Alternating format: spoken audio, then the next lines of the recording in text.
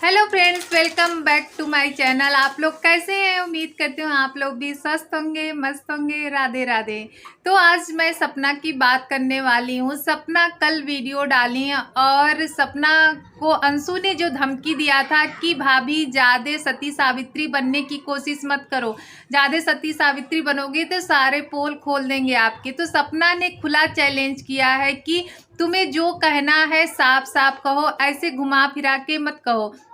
सपना के ऊपर इस समय सब लोग रिएक्शन चैनल वाले भी बहुत सारे हैं जो सपना को मतलब एक जगह दीदी के साथ कंपेयर कर रहे हैं कि सती सावित्री बन रही हैं।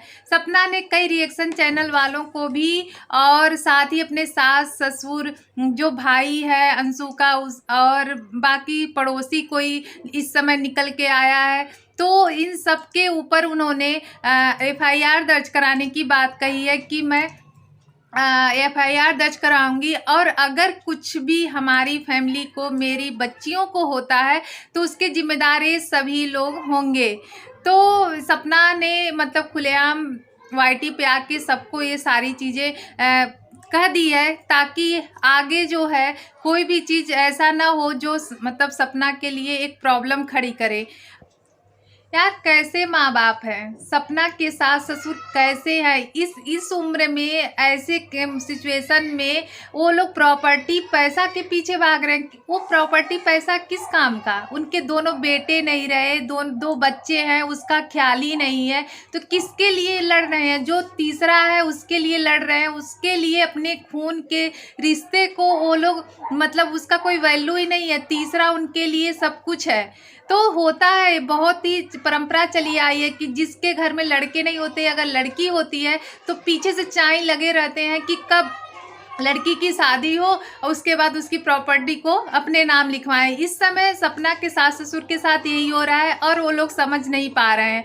अपने खुद की 2 बच्चियां रहते हुए चाहते, तो उन लोगों की उम्र हो गई है, वो चाहते उन बच्चियों के सहारे अपनी बाकी की ज़िंदगी काटते, क्योंकि जो गया वो वापस नहीं आएगा किसी भी हालत में। सपना को एक मतलब कहते हैं ना कि सपना को भी सहारा मिलता है। अब जो फैमिली साथ देनी चाहिए वही सपना के लिए एक कहते हैं ना कि काल बन गया है।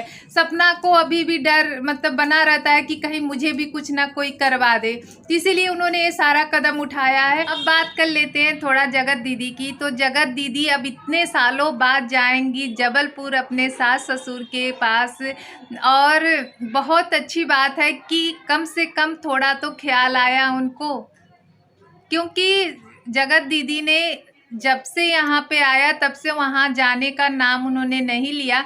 सिर्फ अपना सामान वगैरह लेने गई थी, फिर वापस आ गई। फिर वहाँ पे उन्होंने एक बार भी जाने की कोशिश नहीं की।